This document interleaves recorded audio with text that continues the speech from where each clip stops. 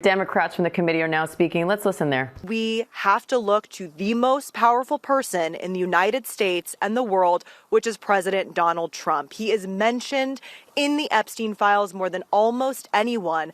And just this week, incredibly damning reporting came out to say that there were credible allegations from a woman who said that she was abused by Donald Trump when she was a minor. The FBI investigated this and interviewed this individual multiple times. You do not do that if it is not serious. Further, we need to investigate the ongoing White House cover-up. We know that the Department of Justice has been withholding files. They have been making illegal redactions. The FBI and Kash Patel have been lying under oath. All of these people need to be deposed before this committee. Hey everyone, Adam's here. So what just happened? Picture this. The courtroom is dead silent. A federal judge leans forward, his eyes locked on the most powerful man in the country. The next words out of his mouth will make history. You have two choices, the judge says, his voice cold as steel. You can walk out that door on your own, or my marshals will drag you through it. Your choice, Mr. President. This is not a movie. This is not a dramatization. Republicans have now set a new precedent, which is to bring in presidents and former presidents to testify. So we're once again going to make that call that we did yesterday.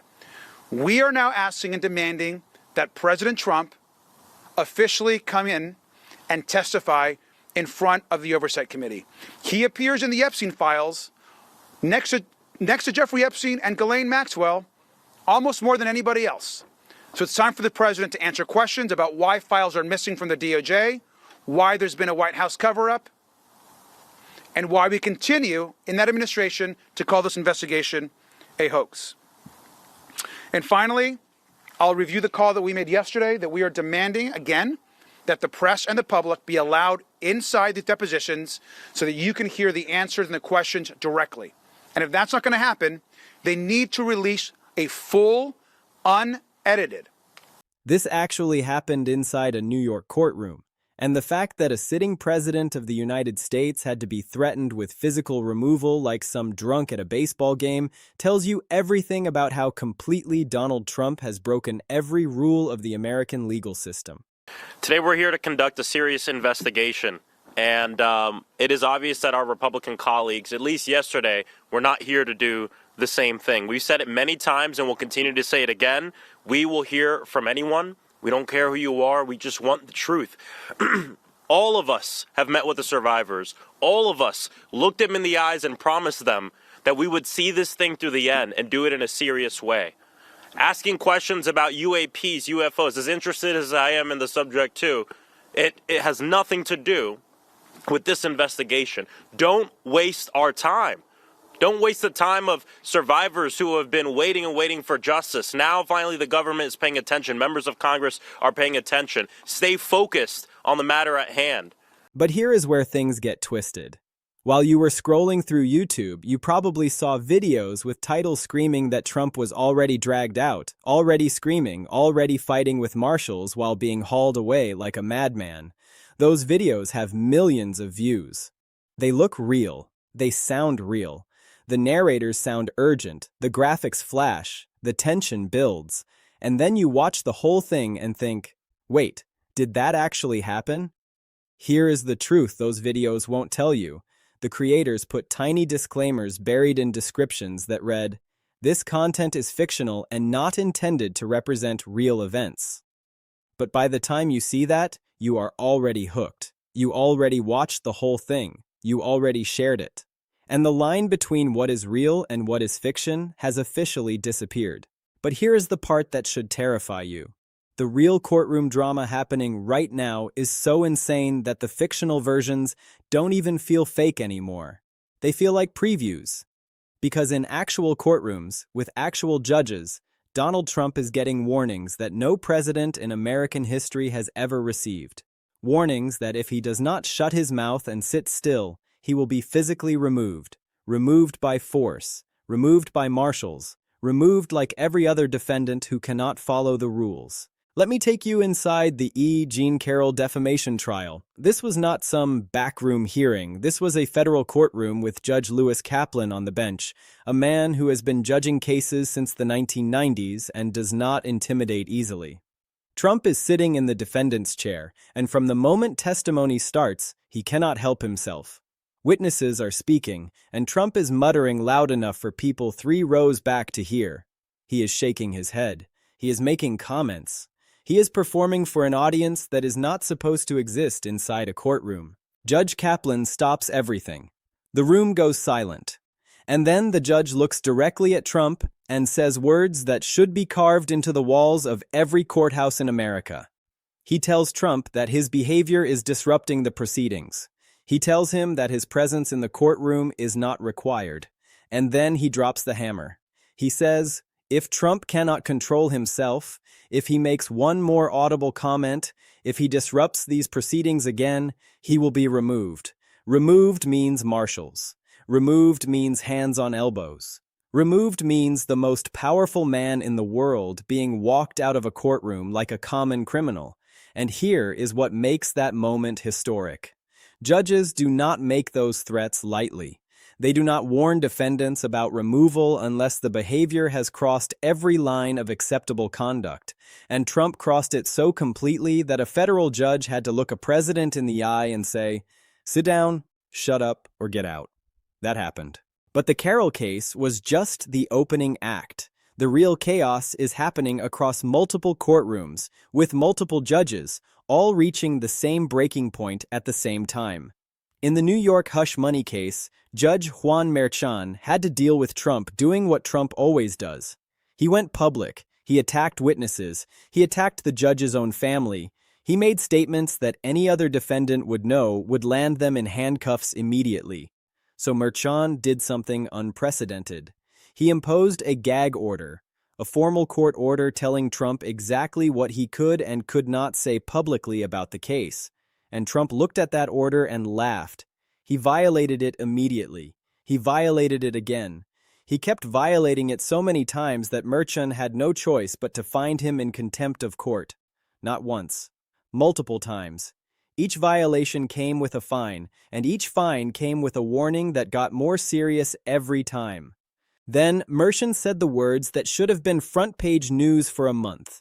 He told Trump that if he kept violating the gag order, if he kept treating court orders like suggestions, the next step would be jail. Not after the trial, not after a conviction, during the trial, for contempt. A judge told a former president that he was one public statement away from being locked in a cell. And Trump paid the fines and kept talking anyway, because that is who he is. He does not believe the rules apply to him. He never has. And every courtroom he walks into becomes a test of whether the system will actually enforce its own rules against someone with his power. Here is what most people do not understand about these courtroom confrontations. They are not random outbursts from a man who cannot control himself. Trump knows exactly what he is doing. Every loud comment during testimony is calculated. Every gag order violation is strategic. Every attack on a judge is designed to create a specific result. He wants the judges to react. He wants them to threaten him. He wants them to sanction him. Because every time they do, he gets to turn around and tell his supporters, see, they are persecuting me. The system is rigged. They are trying to silence me.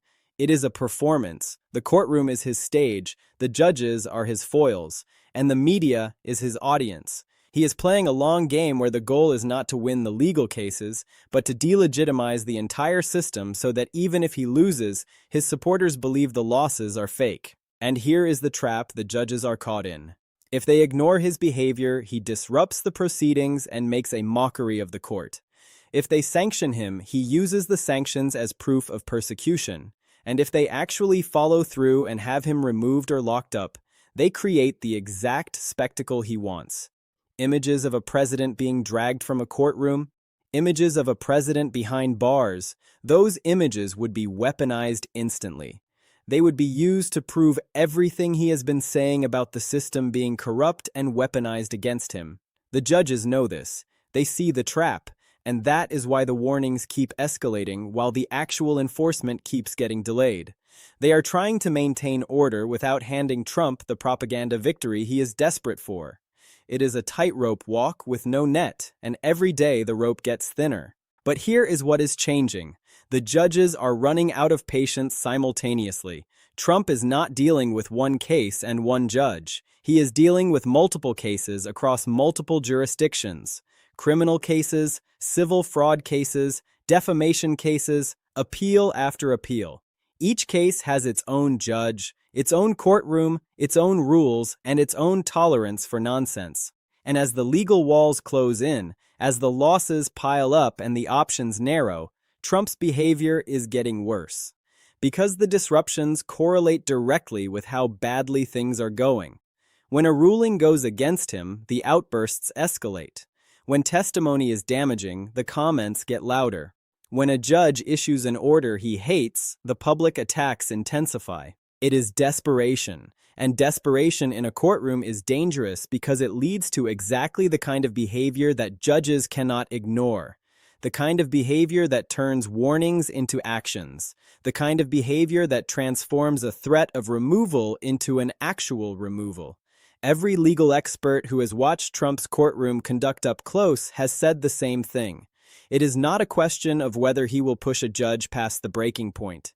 It is a question of which courtroom it will happen in and which judge will be the one who finally says enough. And that is why those fictional videos have millions of views. That is why people watch dramatizations of Trump being dragged screaming from courtrooms and think they look real. Because the reality is so close to the fiction that the dramatized versions feel inevitable. When you watch a real clip of Judge Kaplan warning Trump he will be removed, and then you watch a dramatized version of that removal actually happening, the second clip does not feel like fantasy. It feels like a preview of what is coming next. That perception, that sense of inevitability, is itself a political force. Millions of people now carry around a mental image of Trump being physically removed from a courtroom. Whether it has happened yet or not, the image exists. And that image shapes how people think about Trump's legal situation, how they interpret his courtroom behavior, and what they expect to happen in the coming months. The fictional videos are not creating a narrative out of nothing. They are visualizing a narrative that the real courtroom dynamics have already written. Judges threatening removal, defendants violating gag orders, contempt findings piling up, behavior escalating with every appearance. The story writes itself. The dramatizers just added the final scene. So let me break down exactly where things stand right now, because the courtroom chaos is not just a legal sideshow. It has real implications for Trump's cases, his political future, and the entire American judicial system. First, Trump's pattern of disruption is a deliberate strategy to provoke judges into responses that fuel his persecution narrative. But judges are increasingly aware they are being manipulated. They are no longer giving him the benefit of the doubt. Merchan found him in contempt multiple times. Kaplan threatened removal to his face. Another judge hit him with a $455 million fraud judgment after finding he systematically lied about his assets. The judiciary has collectively decided that accommodating Trump's behavior is more dangerous than confronting it, and that shift from patience to enforcement will accelerate with every new proceeding. Second, every gag order violation and contempt finding has created a judicial record that will be used against Trump in every future case. When a new judge is assigned to a Trump case, the first thing they do is review the history. They see the contempt findings. They read the warnings from other judges, and they form an assessment that Trump is a defendant who does not respect court orders, does not follow judicial instructions, and does not respond to lesser sanctions. That assessment makes judges more likely to impose stricter controls from the very beginning of any new proceeding. Tighter gag orders, fewer warnings before sanctions, quicker escalation to contempt, less tolerance for disruption of any kind. And when that happens, when a judge finally orders Trump physically removed from a courtroom or orders him incarcerated for contempt, the fictional videos that millions of people have already watched will become the framework through which the country processes that moment. People will say, "I knew this was coming. I saw this predicted months ago." And the event itself, a president being removed from a courtroom by security, will be one of those moments that divides American history into before and after. Here is the biggest truth in all of this. Every courtroom confrontation erodes the institutional legitimacy of the judiciary in ways that will take decades to repair. The American legal system depends on voluntary compliance. It depends on the assumption that when a judge issues an order, people follow it, not because a marshal is standing behind them with handcuffs, but because the authority of the court is respected. That respect is what makes the system work for 300 million people every day. And every time Trump defies a court order, every time he violates a gag order and posts about it publicly, every time he attacks a judge and his supporters cheer, he chips away at that respect. He tells his supporters that court orders are optional, that judges are political actors who can be defied, that the judiciary is just another enemy to be fought rather than an institution to be respected. That message, amplified by millions of followers and repeated across social media and cable news, does real damage to the foundation of the legal system. Because if the president does not have to follow court orders, why should anyone? If the president can violate gag orders without consequence, why should any defendant respect them? If the president can disrupt proceedings and attack judges, why should anyone treat the courtroom as a place of order and law? Those questions, once they take root in the public consciousness, are almost impossible to uproot. And Trump, through his behavior in case after case, is planting them deeper with every appearance.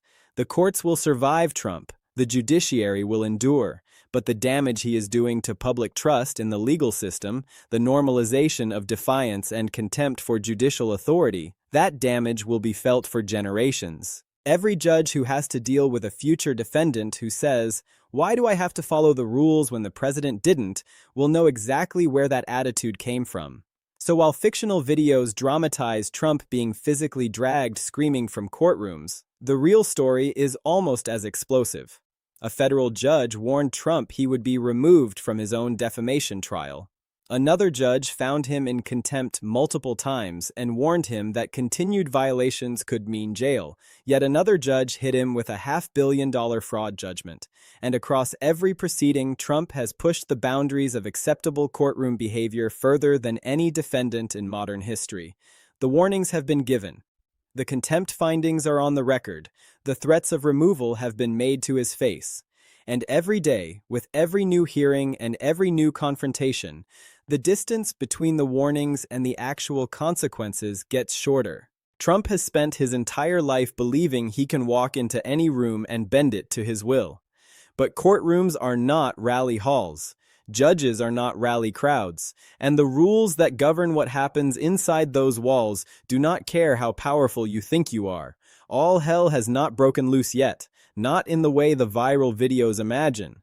But the fuse is lit. The judges are done being patient, and the next courtroom confrontation, the one that finally pushes past warnings and into action, is going to be a moment this country never forgets. Stay tuned. Because with Trump's legal calendar packed and his behavior escalating, that moment is not a question of if, it is a question of when.